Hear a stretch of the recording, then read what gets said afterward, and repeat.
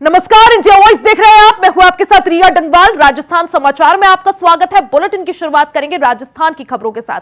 राजस्थान के मुख्यमंत्री भजनलाल शर्मा ने दिल्ली में राइजिंग राजस्थान इन्वेस्टर्स समिट के सिलसिले में रोड शो में हिस्सा लिया। मुख्यमंत्री भजनलाल शर्मा के नेतृत्व में होने वाले 2 दिन के सम्मेलन में राजस्थान के उद्योग और वाणिज्य मंत्री राज्यवर्धन सिंह राठौड़, मुख्य सचिव सुधांशु पंत और राज्य सरकार के अन्य वरिष्ठ अधिकारियों ने हिस्सा लिया। 2 दिन का यह सम्मेलन राजस्थान सरकार का निवेशकों को आकर्षित करने के प्रयास का हिस्सा है। राजस्थान में निवेश को बढ़ावा देने के लिए राजस्थान सरकार इस साल दिसंबर में राजधानी जयपुर में राइजिंग राजस्थान नामक ग्लोबल इन्वेस्टर्स समिट आयोजित करने वाली है। यह समिट 9 से 11 सितंबर को होगा। राइजिंग राजस्थान इन्वेस्टर्स समिट से पहले राजस्थान सरकार देश और देश से बाहर रोड शोज आयोजित कर रही है, जिसमें निवेशकों के साथ कई बड़े समझौते किए जा रहे हैं।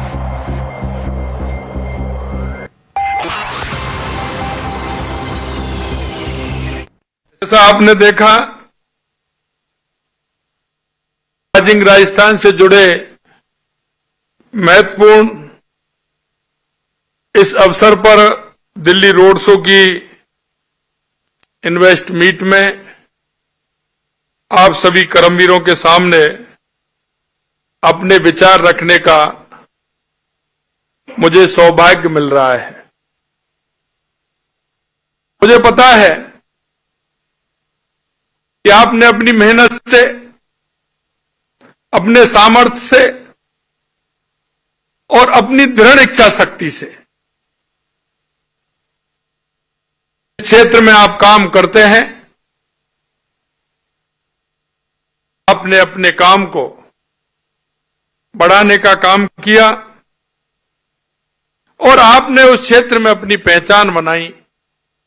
इसके लिए भी मैं आप सभी को दिल की गहराइयों से बहुत बहुत धन्यवाद देता हूं। अधिकारियों को विशेष तौर पर नियुक्त किया है, जो निवेश को आकृत करने में और इसे धरातल पर उतारने में, सुनिश्चित करने में काम करेंगे। ऐसा करने वाला राजस्थान शायद पहला देश होगा, पहला प्रदेश होगा। हमारा देश के अंदर पहला प्रदेश है जो हमारे अभी कह रहे थे कि आप एक अधिकारी को लगाइए। हमने, हमारी ऐसी 25 कंट्री हैं जिसमें हमने एक एक आईएएस अधिकारी को लगाया है। हमने हमारे सभी राज्यों में एक एक अधिकारी को लगाया है और हमने विभाग अनुसार भी हमने एक एक अधिकारी को लगाया है। और ये नहीं वो अधिकारी का ट्रांसफर हो जाए, ट्रांसफर हो जाएगा लेकिन वहां से उसका ट्रांसफर होने वाला नहीं है। जिसको जो कंट्री दी है वो कंट्री उसको पूर्ण रूप से वो देखेगा और उसको जिसको प्रदेश दिया है वो प्रदेश देखेगा और जिसको विभाग दिया है वो किसी विभाग में हो लेकिन उसी विभाग को परमानेंट देखेगा, जिससे उसको पूरी जानकारियां मिलती रहे और उस जानकारी के माध्यम से वो अपना काम करता रहे। वो वहां ट्रांसफर हो सकता है राज्य में, लेकिन इसमें ट्रांसफर नहीं होगा। ये भी हमने उनके लिए किया है। आज का राजस्थान उद्योग के लिए उभरता केंद्र बन रहा है। हमने प्रक्रियाओं को सरल और निवेशक केंद्रित दृष्टिकोण अपनाकर व्यापारिक माहौल को अनुकूल बनाया है। निवेशकों को सुविधा देना हमारी प्राथमिकता है। पहले ऐसे दिन भी थे जब निवेशकों के सपने सरकारी फाइलों में उलझकर दम तोड़ देते थे, लेकिन हम आपको विश्वास दिलाते हैं और आपके सामने भी आया है कि हमने 1 महीने पहले मुंबई में जो एमओयू किए थे, हमने इस कैबिनेट में उनको भी पास कर दिया और उसमें उनको जमीन आवंटित करने का हमने काम कर दिया। इसीलिए मैं कहता हूं, लेकिन आज हम नकारात्मकता से परे सहयोग, सकारात्मक और दूरदर्शिता के साथ एक नए कल के सपने बुन रहे हैं। हमारी सरकार ने साहसिक कदम उठाकर नए अवसर पैदा किए। हमें गर्व है कि हम हमारे देश के यशस्वी प्रधानमंत्री नरेंद्र मोदी जी की दूरदृष्टि, नेतृत्व एवं बहुआयामी दृष्टिकोण के साथ हम आगे बढ़ रहे हैं। राज्य और केंद्र सरकार के बेहतर तालमेल के साथ व्यापक दिशा में हम काम कर रहे हैं। वहीं राजस्थान में बीजेपी के वरिष्ठ नेता किरोड़ी लाल मीणा ने सोमवार को प्रेस कॉन्फ्रेंस की। इस दौरान उन्होंने कांग्रेस पर कई गंभीर आरोप लगाए। उन्होंने कहा कि अशोक गहलोत और कांग्रेस नेता मुसलमानों को भड़का रहे हैं। उन्होंने कहा कि वक्फ बोर्ड की संपत्ति किसी को निजी संपत्ति नहीं है। उन्होंने कहा कि कानून मैंने परिवर्तन करने की सिफारिश की है। किरोड़ी लाल मीणा ने कहा कि वक्फ बोर्ड पर जो बिल संसद में आने वाला है उससे पहले ऑल इंडिया मुस्लिम लीग के राष्ट्रीय अध्यक्ष पूर्व मुख्यमंत्री अशोक गहलोत और सलमान खुर्शीद समेत कई नेता प्रधानमंत्री नरेंद्र मोदी के खिलाफ मुसलमानों को भड़का रहे हैं। केंद्र सरकार के खिलाफ बड़ी साजिश रची जा रही है।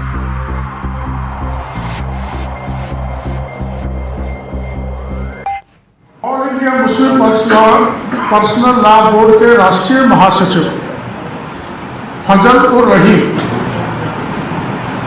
सबसे बड़े पैरोकार बनकर देश में मुसलमानों को भड़का रहे तथा उनको हिंसा पर उतारू कर रहे। फजल उर रहीम ने इस दृष्टि से कांग्रेस के राष्ट्रीय अध्यक्ष मल्लिकार्जुन खड़गे, मुख्यमंत्री श्री सिद्धारमैया, राजस्थान के पूर्व मुख्यमंत्री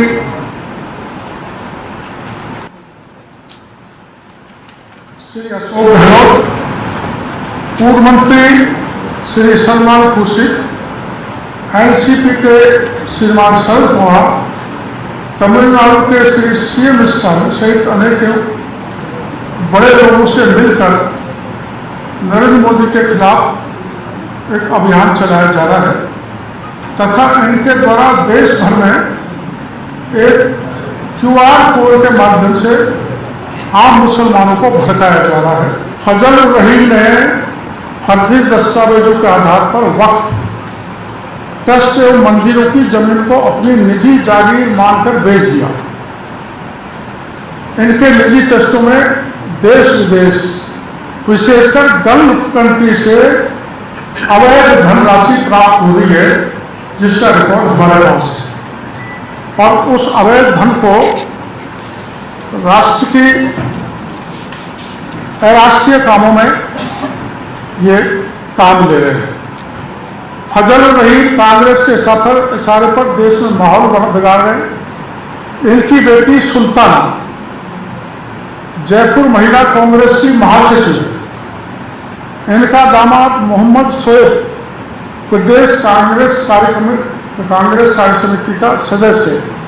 इससे स्पष्ट है कि इनके कांग्रेस से गहरे रिश्ते हैं और कांग्रेस के मिलकर पूरे देश में माहौल बिगाड़ना चाहते हैं। फजल उर रहीम के भाई जिया उर रहीम फर्जी कूटरचित दस्तावेज बनाकर वक्फ प्रॉपर्टी को बेच रहे हैं। यथा फजल उर रहीम व जिया उर रहीम द्वारा 2005 से फर्जी इकरारनामे के जरिए जामिया हिदायत ट्रस्ट जो जयपुर में बना रखा है मुसलमानों ने, वह मौलाना अब्दुल रहीम एजुकेशन ट्रस्ट की जयपुर एवं अहमदाबाद में स्थित 18 से 20 बीघा जो करोड़ों रुपए की जमीन है उसको बेच दिया तथा मुंबई में उसके कागज में खोले लाने में समय लगेगा, आदिवासियों की हजारों करोड़ की जमीन को बेच के इलीगल एक्टिविटी देश में कर रहे हैं। इस संबंध में जब जामिया हिदायत की ट्रस्ट की जमीन को फर्जी दस्तावेज के आधार पर बेच दिया तो मुश्किल ने इनके विरुद्ध जयसिंहपुरा कोर्ट में 5 मुकदमे दर्ज करे। सीधा पुलिस ने मुकदमे नहीं लिए, इसलिए 156 की इस्तिगासा के जरिए FIR number 28/2021, FIR number 29/2021, FIR number 696/2021, FIR number 160/2022 एवं FIR नंबर 249/2024 जो अभी थाना जयसिंहपुरा खोर में दर्ज की गई है। पुलिस ने सीधी FIR नहीं दी तो प्राइवेट इस्ताफे के जरिए मुश्किल से रिपोर्ट दर्ज कराई। जिस जमीन को खुर्द किया है वो माननीय सुप्रीम कोर्ट ने यथास्थिति का स्टे दे रखा। यथास्थिति यथास्थिति का स्टेप बनाए रखने के बावजूद भी ग्राम किशनपुर एवं आमेर में लगभग 900 बीघा राजकीय भूमि पर कब्जा कर उसको बेच दिया और धर्म विशेष के लोगों को वहां पर बसा दिया। यही नहीं, किशनपुरा और आमेर में राजस्थान पुलिस को आवंटित 500 बीघा जमीन 500 बीघा जमीन पर भी इन्होंने कब्जा करके कॉलोनी कहा।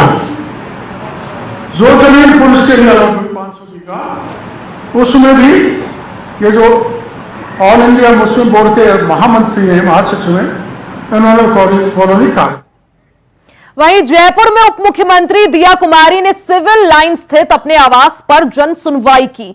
विद्याधर नगर क्षेत्र के खातीपुरा मंडल के लोग अपनी समस्या लेकर वहां पहुंचे।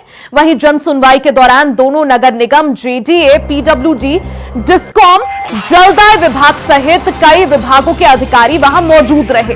वहीं आमजन की समस्याओं का मौके पर ही निस्तारण किया गया। जनता से संवाद के दौरान अधिकारियों को दिशा निर्देश भी इस दौरान डिप्टी सीएम दिया कुमारी ने दिए।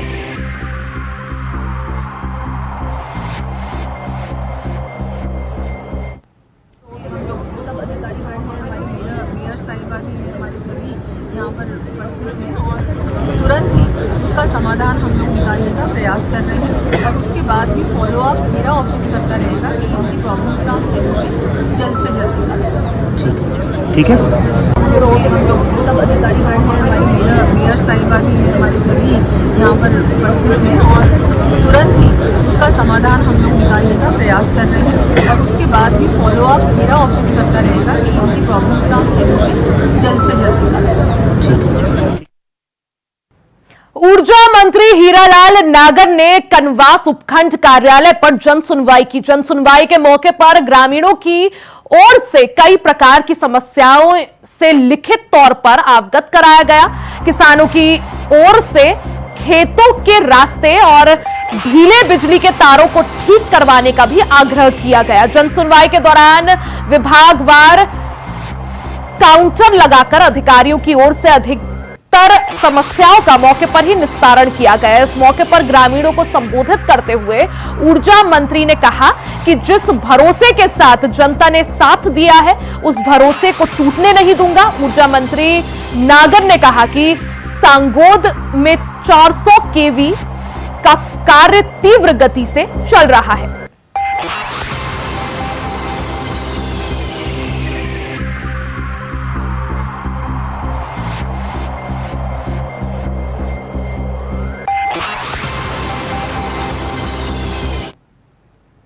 खबरों का सिलसिला जारी रहेगा, यहां रुकेंगे एक छोटे से ब्रेक के लिए, जल्द वापस लौटेंगे। ब्रेक के बाद एक बार फिर से आप सभी का स्वागत है। खबरों में आगे बढ़ते हैं। बीजेपी के प्रदेश अध्यक्ष मदन राठौड़ राजस्थान में बीजेपी को मजबूत करने के लिए हर जिले में जाकर बैठक कर रहे हैं। दिसंबर में प्रदेश के सरपंच और ग्रामीण इकाइयों का कार्यकाल पूरा होने वाला है। ऐसे में चुनावों की तैयारी को लेकर अब बीजेपी संगठन एक्टिव हो गया है।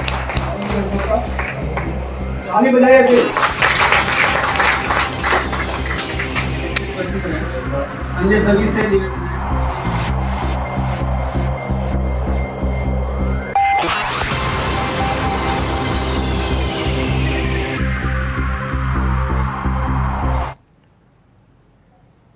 नगरीय विकास विभाग में ट्रांसफर के लिए पूर्व विधायक की फर्जी लेटर पैड का इस्तेमाल मामले ने तूल पकड़ना शुरू कर दिया है। पूर्व विधायक पूराराम चौधरी ने भीनमाल थाने में 2 अधिकारियों के खिलाफ मामला दर्ज करवाया है। नामजद रिपोर्ट में फर्जी लेटर पैड विभाग को भेजकर ट्रांसफर लिस्ट में नाम जुड़वाने का आरोप लगाया गया है। पुलिस निरीक्षक ने बताया कि पूर्व विधायक पूराराम चौधरी की रिपोर्ट पर मामला दर्ज कर लिया गया है। उन्होंने बताया कि अधिशासी अधिकारी को फर्जी लेटर पैड बनाकर फर्जी हस्ताक्षर से नगरीय विकास मंत्री झाबर सिंह खर्रा को अनुशासन प्रस्तुत कर ट्रांसफर लिस्ट में अपना नाम जुड़वा लिया। फर्जी लेटर पैड के बारे में जानकारी निजी सहायक की ओर से मिली। जानकारी मिलने पर विभागीय मंत्री के कार्यालय में बात की गई।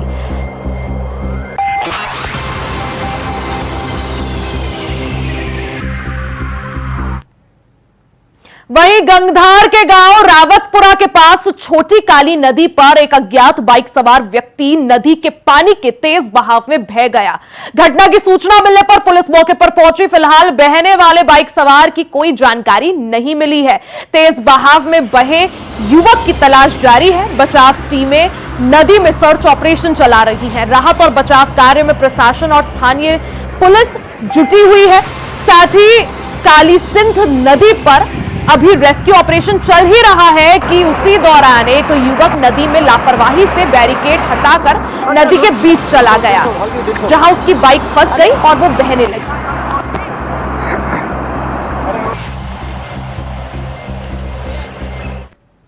वहीं तिरुपति बालाजी मंदिर में वितरित होने वाले महाप्रसाद की पवित्रता के संबंध में आस्थावान हिंदुओं की बहुत बड़ी श्रद्धा होती है।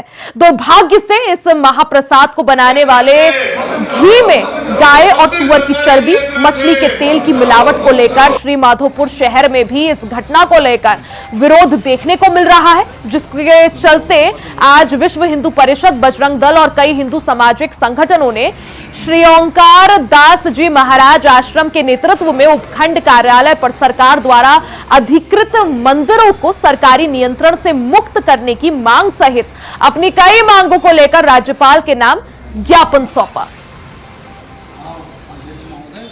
ये जैसा अभी देश में हर जगह चल रहा है, सरकार तो ला रही, जब लाएगी यूसीसी लाएगी कानून, लेकिन आज की आवश्यकता है कि तत्काल प्रभाव से और पूरे देश में होना चाहिए सर्वव्यापी, कि पूरे देश के अंदर में एक कम से कम मंदिरों के लिए, मस्जिदों के लिए, इनके लिए, सबके लिए एक कानून होना चाहिए। अगर मस्जिद स्वतंत्र है तो मंदिर भी स्वतंत्र होना चाहिए, और मंदिर अगर स्वतंत्र नहीं है तो फिर मस्जिदों को भी वैसे रखना चाहिए, उनसे भी वही टैक्स और सरकार अपने अधीन में लेवे। ये हमारी मांग है, केंद्र सरकार से मांग है, राज्य सरकार से तो आई है, लेकिन केंद्र सरकार से हमारी मांगे हैं। और नहीं, अब ये महात्मा सब कर रहे हैं मीटिंग करके, और पूरा राष्ट्रव्यापी आंदोलन होगा, इसमें कोई दो राय नहीं। बहुत साल हो गया देखते देखते जैसा ही कर रहे हैं, गरम का दाना खा करके, मस्जिदों का दाना खा करके हर जगह उछल कूद मचा रहे हैं। तो ये यही कारण है, और सरकार को तत्काल से बंदिशें सारी मंदिरों से हटानी चाहिए, और अगर करना है तो फिर सबके लिए समान कानून होना चाहिए, क्योंकि भारत में वो भी रह रहे हैं, हम भी रह रहे हैं। तो अलग अलग कानून कैसे है? दोगलापन है सरकार का, जो भी किया पहले पूर्ववर्ती सरकारों ने जो किया है, जो कानून लाए हैं, ये सरासर हिंदुओं के लिए बहुत बड़ा अन्याय है। और हिंदुओं को आज जागने की आवश्यकता है, सोचने की आवश्यकता है। संगठित होकर के हिंदू इसका भयंकर रूप से विरोध करना चाहिए, पूरा राष्ट्रव्यापी, पूरे भारत में जितने जहाँ मंदिर है सब जगह तुरंत तत्काल प्रभाव से ये हटना चाहिए। जय श्री राम। वहीं फलोदी पुलिस ने 3 अलग अलग वारदातों का बड़ा खुलासा किया है। साइबर फ्रॉड, बाइक चोरी और केबल चोरी के मामलों में 8 आरोपियों को पुलिस ने गिरफ्तार किया है। आरोपियों के पास से चोरी के केबल, 3 बाइक और साइबर फ्रॉड के आरोपी से 1 गाड़ी, 9 mobile phone, 40 SIM card, 4 passbook, 10 ATM, 9 आधार कार्ड भी बरामद किए गए हैं। गिरफ्तार आरोपी ऑनलाइन शॉपिंग और गेमिंग ऐप के माध्यम से लोगों के साथ फ्रॉड किया करते थे। ने टीम वर्क के साथ में अभी हाल ही में, क्योंकि काफ़ी ज़्यादा शिकायतें आ रही थी मोटरसाइकिल चोरी को भी लेकर के, केबल चोरी को भी लेकर के, डिफरेंट इंडस्ट्रियल पार्ट्स में, और जो अभी रिसेंटली चल रहा है साइबर फ्रॉड का, जिससे कि काफ़ी ज़्यादा लोग प्रभावित होते ही हैं, और आम तौर पे भी डेली कंप्लेंट्स इसके संबंध में आती ही रहती है। तो फलौदी पुलिस ने इसके संबंध में कुछ विशेष टीमें गठित की। इसमें हमें कुछ कामयाबियां हासिल हुई है, और जिस पर हम आगे भी वर्कआउट कर रहे हैं। साइबर फ्रॉड के संबंध में अभी हाल ही में एक पर्सन को फलौदी पुलिस ने पकड़ा है, जिसने कि ये पर्सन खुद इंजीनियर है, NIT हमीरपुर से इसने इंजीनियरिंग की है। इंजीनियरिंग के बाद में इसने, क्योंकि ये साइबर की और सिम कार्ड और ये सारी चीज़ों के बारे में अच्छी जानकारी रखता है। खबर निवाई से है, जहां निवाई थाना क्षेत्र में अश्लील वीडियोस दिखाकर नाबालिग बच्चियों से छेड़छाड़ करने वाले सरकारी टीचर को गिरफ्तार कर लिया है। टीचर स्कूल में बच्चियों को अश्लील वीडियोस दिखाता था। शिकायत के बाद 27 सितंबर को मामला दर्ज हुआ। मामले की गंभीरता को देखते हुए निवाई सीओ के निर्देश पर निवाई थानाधिकारी हरिराम वर्मा ने सरकारी टीचर को गिरफ्तार कर लिया।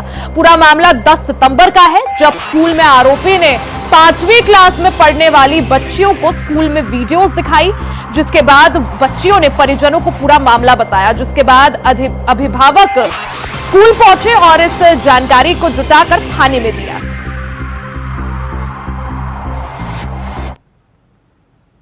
बरौनी थाने के हतौना गांव में खेत पर फसल की रखरखाली करने गए किसान की संदिग्ध परिस्थितियों में मौत होने के बाद परिजनों ने हत्या का अंदेशा जताते हुए शव को उठाने से मना कर दिया है।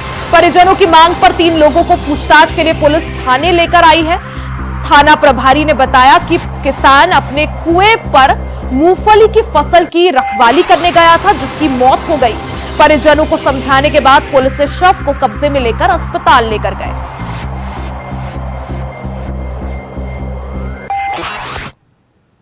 झालावाड़ जिले में धारा 144 लगा रखी है। इसके मद्देनजर जिले में कोई भी धरना प्रदर्शन या रैली पर रोक रहेगी। इसके बावजूद भी आज गुर्जर समाज ने बड़ी संख्या में रैली निकाली। इसके लिए कई भड़काऊ पोस्ट सोशल मीडिया पर किए गए, जिसमें पुलिस ने एक युवक को गिरफ्तार भी किया है। भड़काऊ पोस्ट में एयर गन लेकर सभी को रैली में पहुंचने के लिए उकसाया जा रहा था, जिसके बाद पुलिस ने युवक को गिरफ्तार किया। गिरफ्तारी के बाद का वीडियो भी अब जमकर वायरल हो रहा है, जिसकी सोशल मीडिया पर खूब चर्चा हो रही है। बांसवाड़ा जिले के एक स्कूल में पढ़ने वाले छात्र से मारपीट का मामला सामने आया है। छात्र और छात्र के परिजनों ने टीचर पर छात्र को लात से मारने का आरोप लगाया है। लात मारने से छात्र गिर गया और उसका हाथ टूट गया। छात्र के परिजनों ने मारपीट करने वाले टीचर के खिलाफ कानूनी कार्रवाई की मांग को लेकर ज्ञापन भी सौंपा है।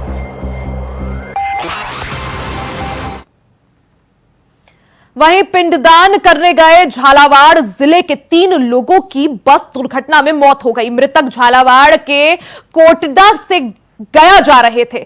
बिहार के रोहतास में दुर्घटना का शिकार हो गए। तीनों मृतक एक ही परिवार के बताए जा रहे हैं। फिलहाल पुलिस मामले की जांच कर रही है। खबर टोंक से है, जहां गांव सिंधौलिया के परेशान ग्रामीणों ने जिला कलेक्टर और पुलिस अधीक्षक से न्याय की गुहार लगाई है। दरअसल पूरा मामला अवैध तरीके से अलॉटमेंट करवाने का है, जिसको लेकर ग्रामीणों ने जिला कलेक्टर को ज्ञापन सौंपा। ग्रामीणों ने जिला कलेक्टर से शिकायत की है कि अधिकारियों से मिलीभगत कर 725 बीघा जमीन को अवैध तरीके से अलॉटमेंट करवा लिया गया। इसके बाद नामांकन तहसील स्तर पर नहीं कराकर गुपचुप तरीके से ग्राम पंचायत स्तर पर खोला गया, जो नियमों के विरुद्ध है। खबरों में आगे बढ़ते खबर डिडवाना से आप तक पहुंचाते हैं, जहां डिडवाना पुलिस ने मंदिर में वाहन चोरी के खिलाफ कार्रवाई करते हुए 3 वाहन चोरों को गिरफ्तार करते हुए 7 बाइक और मंदिर से चुराए गए घंटे को बरामद कर लिया है। डिडवाना थाना अधिकारी ने मामले का खुलासा करते हुए बताया कि कुछ दिन पहले मंदिर में चोरी की वारदात को चोरों ने अंजाम दिया था। मंदिर में चोरी की घटना को लेकर मामला दर्ज हुआ था, जिस पर अनुसंधान किया जा रहा था। मामले पर 3 लोगों को गिरफ्तार किया गया। आरोपियों से पूछताछ में आरोपियों ने जो वारदात को अंजाम दिया था उसे स्वीकार कर लिया है। राजस्थान समाचार में फिलहाल के लिए सिर्फ इतना ही। खबरों का सिलसिला जारी रहेगा, बने रहे हमारे साथ। तब तक के लिए नमस्कार।